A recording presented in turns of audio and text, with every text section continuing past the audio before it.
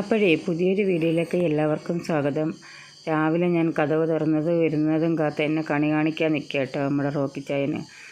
ഇവനെ കണി കണ്ട് എനിക്ക് മടുത്ത്. ഇവനോട് എത്ര പറഞ്ഞാലും കേൾക്കത്തില്ല. രാവിലെ എഴുന്നേറ്റ് വരുമ്പോൾ എൻ്റെ മുന്നിൽ വന്ന് ഇങ്ങനെ നിൽക്കല്ലേന്ന്. അന്നത്തെ ദിവസം എനിക്ക് പോക്കാണെന്ന് പറയാൻ പറ്റത്തില്ല. കുഴപ്പമില്ല കേട്ടോ, അവനെ കണി കാണുന്നുണ്ടെന്ന് എനിക്ക് കുഴപ്പമില്ല. അപ്പം നല്ല രാവിലെ പത്രം വന്നിട്ടുണ്ട്. എന്തെങ്കിലും റോക്കിച്ചായൻ്റെ കരവിരുതുകൾ വല്ലതും ഉണ്ടോ എന്ന് നോക്കാനായിട്ട് ചെന്നപ്പോൾ ഒരു കുഴപ്പമില്ല കേട്ടോ. നല്ല രസമായിട്ട് പത്രമാണ് അതുപോലെ കിടപ്പുണ്ടോ. അവൻ്റെ മുഖത്ത് വിരിയുന്ന അഭിമാനം കണ്ടില്ലയോ. ഞാൻ അമ്മച്ചിയെ പറ്റിച്ചേ, ഇന്ന് പത്രത്തിനകത്ത് ഞാനൊന്നും ചെയ്തില്ലേ എന്നുള്ള ആ ഒരു ഇരിപ്പ്, ആ മുഖത്ത് വിരിയുന്ന ആ ഭാവങ്ങൾ കണ്ടില്ലയോ. എന്നെ പറ്റിച്ചതുള്ളൂ. ഞാൻ രാവിലെ എണീറ്റ് വരുമ്പോഴേ എൻ്റെ കയ്യിൽ നിന്ന് വഴക്ക് കിട്ടും എന്നുള്ള രീതിയിൽ, എന്നെ പറ്റിച്ചെന്നുള്ള രീതിയിലുള്ള ഇരിപ്പ് നല്ല രസമുണ്ടായിരുന്നു. രാത്രിയിൽ അഴിച്ചു വിടുന്നതാട്ടോ. എനിക്ക് തോന്നുന്നു ഇച്ചിരി പേടിയുള്ള കൂട്ടത്തിലാണെന്ന് തോന്നി ഇവന്. രാവിലെ എഴുന്നേറ്റ് വന്ന കൂട്ടി കയറാൻ പറഞ്ഞവൻ കയറത്തില്ല. ഇവനിങ്ങനെ അങ്ങ് നടക്കണം അങ്ങ്. ഇനി ഇവനെ കൂട്ടി കയറ്റിയിട്ട് വേണം പെൺപിള്ളേരെല്ലാം അഴിച്ചുവിടാൻ. കയറണമെന്ന് 150 വട്ടം പറയണം. അത് പറയുന്നതിൻ്റെ ശൈലി പോലിരിക്കും. ഞാൻ ഇച്ചിരി ഒരിച്ചിരി ധിക്കാരപൂർവ്വം ഞാൻ കയറടാ കൂട്ടിലെന്ന് പറഞ്ഞു കഴിഞ്ഞാൽ അവനോടനെ ചാടിക്കയറും കേട്ടോ. ഇവൻ്റെയൊക്കെ മുഖത്ത് നോക്കി എന്തോ പറയാനാ ഇരിക്കുന്ന ഇരിപ്പ് കണ്ടില്ല. അയ്യോ പാവം, നല്ല പെർഫെക്റ്റായിട്ട് ഇരിക്കുമായിരുന്നു കേട്ടോ. എൻ്റെ വണ്ടിക്കകത്തെല്ലാം മൂത്രം ഒഴിച്ച് വെച്ചേക്കും, അത് വേറൊരു കാര്യം. അതെല്ലാം രാവിലെ എനിക്കിനി കഴുകണം കേട്ടോ. വെള്ളം ഒഴിച്ച് കഴുകി കളഞ്ഞ് എത്ര പറഞ്ഞാലും അവൻ ആ ഒരു സ്വഭാവത്തിന് ഒരു മാറ്റവും ഇല്ല. കാണുന്നിടത്തെല്ലാം മൂത്രം ഒഴിച്ച് വെക്കും. ഇന്നിപ്പോൾ ഞായറാഴ്ച ഉണ്ട്, ഞാനൊരു ഇച്ചിരി ലേറ്റായി എഴുന്നേക്കാൻ കേട്ടോ. നമ്മളൊരു ഇച്ചിരി ലേറ്റായി കഴിഞ്ഞാലുണ്ടല്ലോ ഇവന് കസേര കയറിയിരുന്ന് സൗണ്ട് ഉണ്ടാക്കും. ഭയങ്കരമായിട്ട് ഇറിറ്റേറ്റ് ചെയ്യുന്ന മാതിരി നമ്മളെ ഉണർത്തുന്ന രീതിയിലുള്ള സൗണ്ട് ഉണ്ടാക്കും. ഞാൻ പറയും അടങ്ങണമെന്ന് പറയുമ്പം എന്നാലും അവൻ കൂടുതൽ നമ്മൾ എണീറ്റ് വരാൻ വേണ്ടിയിട്ട് ചെയ്യുന്ന കേട്ടോ. എന്തായാലും ഒരുവിധം അവനെ ഞാൻ കൂട്ടിക്കയറ്റിയിട്ടുണ്ട്.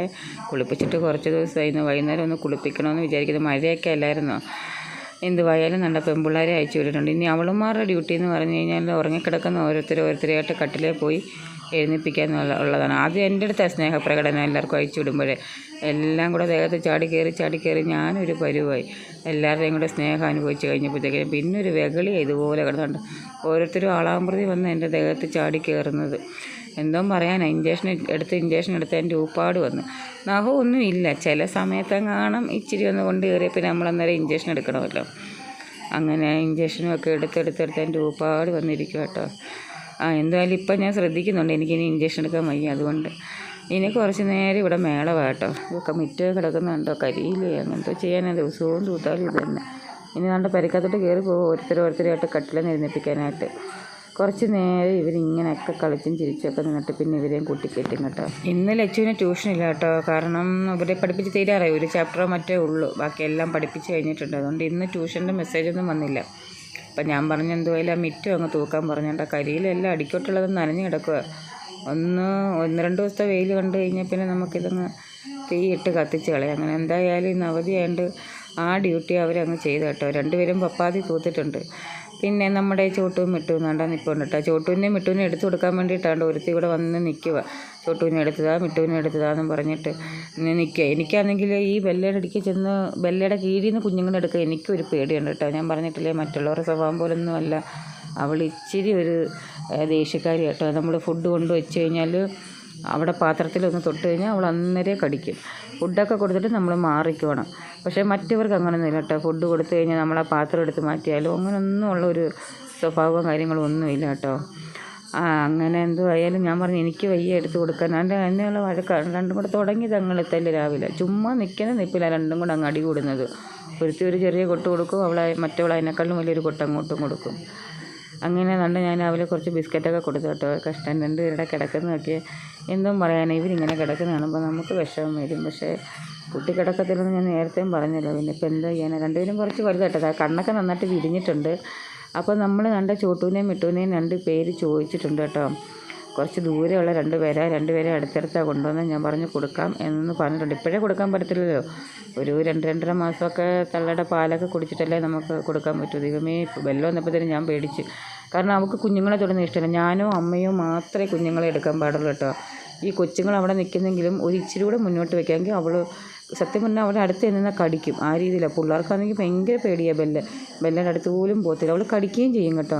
കടിക്കുന്ന ടൈപ്പാണ്. ഞാനും അമ്മയും മാത്രമേ ബെല്ല അഴിക്കുകയോ ബെല്ലയുടെ അടുത്ത് പോവുകയോ എല്ലാം ചെയ്യത്തുള്ളൂ കേട്ടോ. ഇനിയിപ്പോൾ എടുത്ത് കൊടുത്താലേ രക്ഷയുള്ളൂ അവളുമാരുടെ കയ്യിൽ. ഇല്ലെങ്കിൽ എൻ്റെ ഒരു ജോലിയും നടക്കത്തില്ല. ഇങ്ങനെ പുറകെ നടന്ന് എടുത്തതെന്ന് പറഞ്ഞ് നമ്മളെ ശല്യം ചെയ്യും. ഈ പിള്ളേർക്കൊക്കെ ആണല്ലോ ഈ പട്ടിക്കുഞ്ഞുങ്ങളെയൊക്കെ ഭയങ്കര ഇഷ്ടം. ഇതുപോലൊക്കെ ഉണ്ടായി കഴിഞ്ഞാൽ പിന്നെ ഇവർ നിലത്തും താഴത്തും ഒന്നും വെക്കത്തില്ല. അത്രമേ സ്നേഹം ഇവർക്ക് കിട്ടുന്ന കേട്ടോ. ഇവരെയൊക്കെ ഇങ്ങനെ സ്നേഹിച്ച് വളർത്തിയിട്ട് നമ്മൾ വേറൊരു വീട്ടിൽ കൊടുത്തു വിടുമ്പോഴാണ് നമുക്ക് വിഷമം. പക്ഷേ എന്ത് ചെയ്യാനാണ്, നമുക്കെല്ലാവരെയും കൂടെ ഇവിടെ നിർത്താൻ പറ്റുമോ? ഒന്നാമത് 5 പേരുണ്ട് ഇവിടെ. ഇവരുടെ കുറേ മേളും എല്ലാം കൂടെ നമ്മുടെ പരിസരങ്ങളിലുള്ളവർക്കൊക്കെ ഭയങ്കര ബുദ്ധിമുട്ടും കാര്യങ്ങളും ഒക്കെ ഉണ്ട്. എന്നാലും ഞാൻ ആരെയും കൊടുക്കുകയോ കളയുകയോ ഒന്നും ചെയ്യത്തില്ല കേട്ടോ. ഞാൻ ജീവനോണ്ടിരിക്കുന്ന കാലം മുഴുക്ക അവരെൻ്റെ കൂടെ ഉണ്ടാവും. അപ്പോൾ ഇന്ന് ഞായറാഴ്ച ഞാൻ വിചാരിച്ച് ഇച്ചിരി ചിക്കൻ ബിരിയാണി ഉണ്ടാക്കാമെന്ന് വിചാരിച്ചിട്ടോ. അപ്പോൾ രാവിലെ തന്നെ ഞാൻ സവാള അരിഞ്ഞ് സവാളയും ഇച്ചിരി മഞ്ഞൾ പൊടിയും ഉപ്പും 2 പച്ചമുളകും ഒരു തക്കാളി എല്ലാം കൂടി ഇട്ട് സവാള അങ്ങ് വേവിച്ച് കേട്ടോ. ചിക്കൻ മേടിച്ചിട്ടില്ല. ഞാൻ വിചാരിച്ച് ഇതൊക്കെ വേവിച്ച് വെച്ചാൽ അത്രയും ഒരു സമയം നമുക്ക് കിട്ടുമല്ലോ. അത്രയും സമയം പോയി കിട്ടുമല്ലോ.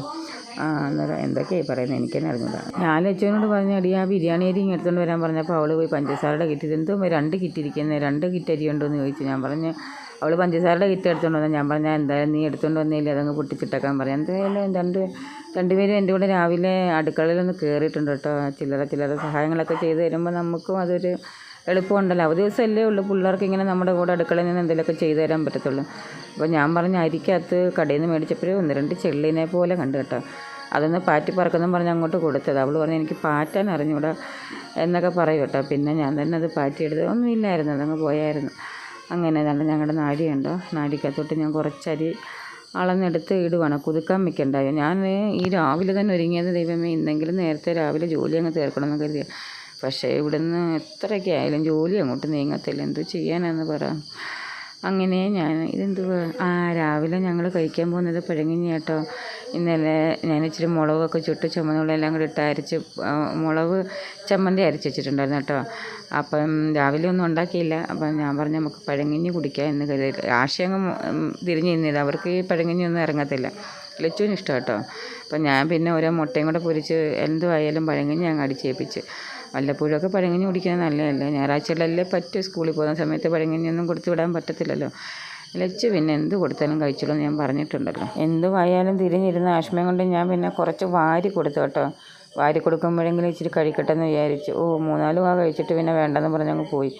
ഇനിയിപ്പം എല്ലാം വേവണം. ഇച്ചിരി ഓട്ടർ ഉണ്ടാക്കിയാലോ ഒരു കുഴക്കട്ട ഉണ്ടാക്കിയാലോ ഒന്നും പെണ്ണിന് വേണ്ട. ഞാനെന്ത് ചെയ്യാനെന്ന് പറയാം. ഇതെല്ലാം ലച്ചുവും ഞാനും ഒക്കെ കഴിക്കും. പക്ഷേ പറഞ്ഞിട്ട് കാര്യമില്ല. എല്ലാവരും കൂടെ കഴിക്കുന്നത് വേണ്ടായോ നമ്മൾ എടുക്കാനായിട്ട്. അങ്ങനെ ഞങ്ങൾ കുറച്ച് കഴിഞ്ഞപ്പോഴത്തേനും പോയി ചിക്കനൊക്കെ വാങ്ങിയിട്ട് വന്നു കേട്ടോ. ചിക്കൻ മഞ്ഞ കഴുകി സവാളയൊക്കെ വേവിച്ച് ചിക്കൻ എളുപ്പമുണ്ടല്ലോ. പിന്നെ ഞാൻ അരിക്ക് വെള്ളം വെച്ച് തീ വരിച്ചിട്ടായിരുന്നു പോയിട്ട്. ഞാൻ വിറകടുപ്പിലാണ് വെക്കുന്നത്. അങ്ങനെ അതിനകത്ത് കുന്തപ്പനാട്ടി എല്ലാം കൂടെ ഗ്രാമ്പും അതും ഇതെല്ലാം കൂടെ ഇട്ട് തിളപ്പിക്കാൻ വെച്ചിട്ടായിരുന്നു പോയത് കേട്ടോ. അപ്പോൾ ചിക്കന് ഞാൻ പ്രത്യേകം അവളുമാർ പറഞ്ഞ് ചിക്കൻ വറക്കണേ, കാലങ്ങനെ മേടിക്കണമെന്ന് പറഞ്ഞുകൊണ്ട് ഞാൻ പിന്നെ കാലങ്ങനെ മേടിച്ച് അത് വറക്കാനായിട്ട് വെച്ചിട്ടുണ്ട് കേട്ടോ. അങ്ങനെ ചിക്കൻ കഴുകി കഴിഞ്ഞാൽ പിന്നെ നമ്മൾ സവാള വേവിച്ച് വെച്ചിരിക്കുന്നുണ്ട്, എളുപ്പമാണ് കേട്ടോ. പിന്നെ അതിനകത്തോട്ട് പൊടിയെല്ലാം കൂടി ഇട്ട് മൂപ്പിച്ചെടുത്ത് അങ്ങനെ ചിക്കൻ കറിയൊക്കെ പെട്ടെന്നായി. പക്ഷേ ഈ അടുപ്പിലായതുകൊണ്ടാണെന്ന് തോന്നുന്നു നമുക്ക് അരി വേവിച്ച് കിട്ടാനായിട്ട് കുറച്ച് താമസം എടുത്തു കേട്ടോ. ചിക്കൻ ഫ്രൈയും ഒക്കെ പെട്ടെന്ന് തന്നെ ഉണ്ടാക്കിയെടുത്ത്. അങ്ങനെ ഒരു 12-1 മണി ആയപ്പോഴത്തേക്കിനും ഉച്ചക്കത്തേക്കുള്ള സാധനങ്ങളെല്ലാം റെഡിയായി. ഞാനൊരാളല്ലേ ഉള്ളൂ. അവളുമാർ പിന്നെ മുറ്റമൊക്കെ തൂത്ത് തന്നിട്ട് പിന്നെ ഇച്ചിരി അല്ലറ ചില്ലറ സഹായങ്ങളൊക്കെ അടുക്കള ചെയ്ത് തന്നേച്ച് പെരയ്ക്കകം തൂത്തിച്ച് പിന്നെ അങ്ങ് പഠിക്കാനിരുന്നു കേട്ടോ. പഠിക്കാനും അവർക്ക് ഒരുപാടുണ്ടല്ലോ. അപ്പോൾ ഇടയ്ക്ക് അവർക്ക് അവധി ദിവസമൊക്കെ ഇരുന്ന് കുറച്ച് നേരം പഠിക്കാനുണ്ടായി. അങ്ങനെ പഠിക്കാനിരുന്നു. അപ്പോഴാണ് പിന്നെ പെട്ടെന്ന് അവളുമാർക്ക് ബിരിയാണി ഉള്ള ദിവസം ഇതുപോലെ സ്പ്രൈറ്റോ പെപ്സിയോ ഒക്കെ മേടിച്ച് കൊടുക്കണം. അങ്ങനെ പണ്ട് ഞാൻ അങ്ങനെയൊന്നും ചെയ്യത്തില്ലായിരുന്നു. പക്ഷേ ഇപ്പം വല്ലപ്പോഴും അല്ലേ ഉണ്ടാക്കുന്നുള്ളൂ. ഞാൻ വിചാരിച്ചു ആയിക്കോട്ടെ, ഇതുപോലുള്ള വെള്ളങ്ങളായാലും ഞാൻ വല്ലപ്പോഴും മേടിക്കത്തുള്ളൂ. വല്ലപ്പോഴും അല്ലേ ഇതുപോലെ ബിരിയാണിയൊക്കെ ഉണ്ടാക്കാം. എന്തായാലും 1 ലിറ്ററിൻ്റെ ഒരെണ്ണം ഞാൻ മേടിച്ചിട്ടുണ്ട്. ആഷ്മി പറയുമായിരുന്നു ഇത്രയും വലിയ കുപ്പിയിൽ ഇത്രയും ചെറിയ അടപ്പമെന്ന്. അങ്ങനെ പപ്പടമൊക്കെ നമുക്ക് ലച്ചു തന്നെ അങ്ങ് കാച്ചി തന്നു കേട്ടോ. പിന്നെ പെട്ടെന്ന് സലാഡും അതൊക്കെ അവളുമാർ തന്നെ ചെയ്തു കേട്ടോ. സലാഡാക്കിയതും ഒക്കെ തന്നെ. അങ്ങനെ നല്ല ദമ്മിട്ട് ഞാൻ അപ്പം ദമ്മ് തുറന്നപ്പോഴത്തേക്കും നല്ല മണമുണ്ടായിരുന്നു കേട്ടോ. ഞാനിങ്ങനെയാണ് എടുക്കുന്നത്. എനിക്ക് കുക്കറിലൊക്കെ വെച്ചെടുക്കുന്ന അത്ര പെർഫെക്റ്റായിട്ട് ചെയ്യാൻ എനിക്ക് അറിയത്തില്ല കേട്ടോ. എല്ലാം അതിൻ്റേതായ അതാ ഈ താമസം വരുന്നത്. കുക്കറിലൊക്കെ ആണെങ്കിൽ നമുക്ക് പെട്ടെന്ന് വെച്ചെടുക്കാമല്ലോ. അങ്ങനെ പിന്നെ ഞാൻ നല്ല വിളമ്പാൻ പോവാണ് കേട്ടോ. 1 മണി 1:15 പിന്നെ കഴിക്കാനിരുന്നു. ഞാൻ ഓരോരുത്തർക്കായിട്ട് വിളമ്പി കൊടുക്കട്ടെ. ആഷ്മിക്ക് വിളമ്പുവാണ്. ബിരിയാണിയൊക്കെ ആകുമ്പോൾ 3, 4 മട്ടും ഇരുന്നങ്ങ് തിന്നോളും. സാധാ ചോറാണെങ്കിലുള്ള ആഷ്മിക്ക് തിന്നാൻ വലിയ മടി കേട്ടോ. പിന്നെ ബിരിയാണി ആണെങ്കിൽ ഇന്ന് വൈകുന്നേരം രാത്രി വരെ ഇത് തീരുന്നത് വരെ തിന്നോളും. ബിരിയാണി എത്ര വെച്ചാലും നമുക്കിവിടെ വേസ്റ്റ് ആവത്തില്ല കേട്ടോ. കാരണം 2 പേരും കയറി ഇറങ്ങിയും കഴിച്ചോളും. അങ്ങനെയൊക്കെയുള്ള കാര്യങ്ങൾ. അതുകൊണ്ട് ഞാൻ വല്ലപ്പോഴും ബിരിയാണിയൊക്കെ ഉണ്ടാക്കി കൊടുക്കും. കാരണം കഴിക്കുന്നത് ഇഷ്ടമുള്ള സാധനങ്ങൾ വല്ലപ്പോഴും ഉണ്ടാക്കി കൊടുക്കണമല്ലോ. എന്നും ചോറൊക്കെ കഴിച്ച് കഴിഞ്ഞാലും നമ്മൾ വെളിയിലത്തെ ഫുഡ് അങ്ങനെ പുറത്തുനിന്ന് നമ്മൾ അങ്ങനെ മേടിക്കത്തില്ല. ഒരു ബർത്ത്ഡേ ഒക്കെ വരുമ്പോഴേ നമ്മൾ കുഴിമന്തി, കപ്സ് അതിൻ്റെയൊക്കെ ആശാട്ടിമാരെ ഇവളുമാർ കേട്ടോ. അപ്പം ഞാൻ ചോദിച്ചത് എങ്ങനെയുണ്ട് മക്കളെ, നിങ്ങൾ ഒന്ന് പറ കഴിച്ചിട്ട്. അന്നേരം ആഷ്മി പറയുമായിരുന്നു, പിന്നെ എന്നും ഉണ്ടാക്കുന്നത് പോലൊക്കെ തന്നെ ഇനി പ്രത്യേകിച്ച് എന്ത് പറയാൻ. ഇത് കൊച്ചിനോടൊന്നും ചോദിക്കാൻ പറ്റത്തില്ല. നമ്മളെ ഒരുമാതിരി കളിയാക്കുന്ന രീതിയിൽ വെച്ച് പിന്നെ വീഡിയോയ്ക്ക് വേണ്ടിയിട്ട് എന്തെങ്കിലും പറഞ്ഞാൽ കൊള്ളാൻ രസമുണ്ട്. നല്ല കൊള്ളാം കേട്ടോ. ബിരിയാണിയൊക്കെ ഞാൻ ഉണ്ടാക്കുമ്പോൾ ടേസ്റ്റൊക്കെ ഉണ്ട്. നമ്മൾ കടയിൽ നിന്ന് മേടിക്കുമ്പോൾ നമുക്ക് അങ്ങനെ ഒരുപാടൊന്നും കഴിക്കാൻ പറ്റത്തില്ലല്ലോ. വീട്ടിലുണ്ടാക്കുമ്പോൾ നമുക്ക് മടുക്കത്തില്ല കഴിക്കുമ്പോൾ. അങ്ങനെ ഒരു ഗുണമുണ്ട്. അപ്പം ഞങ്ങളുടെ ഞായറാഴ്ചത്തെ പ്രോഗ്രാം ഇതൊക്കെയായിരുന്നു കേട്ടോ. അപ്പം ഞാനും പിന്നെ കൂട്ടത്തിൽ പോയി. എനിക്ക് ചൂടോടെ ബിരിയാണി കഴിക്കുന്നത് ഇഷ്ടമല്ല. ആറിക്കഴിഞ്ഞാലേ ബിരിയാണിയുടെ ഒരു ടേസ്റ്റ് കിട്ടത്തുള്ളൂ. ഇതിപ്പോൾ നമ്മൾ ഉച്ചയ്ക്ക് ഇങ്ങനെ കഴിക്കുമ്പോഴുള്ള ടേസ്റ്റ് അല്ല, രാത്രിയിൽ വൈകുന്നേരമൊക്കെ ആകുമ്പോഴത്തേനും നല്ല ടേസ്റ്റാവും. അപ്പോൾ ഇന്നത്തെ ഒരു വീഡിയോ ഇത്രയൊക്കെയുള്ളൂ. അപ്പോൾ ആദ്യമായിട്ട് കാണുന്നവരുണ്ടെങ്കിൽ ഒന്ന് സബ്സ്ക്രൈബൊക്കെ ചെയ്യണേ. ചാനൽ ലൈക്കും കമൻറ്റൊക്കെ ചെയ്ത് സപ്പോർട്ട് ചെയ്യണേ.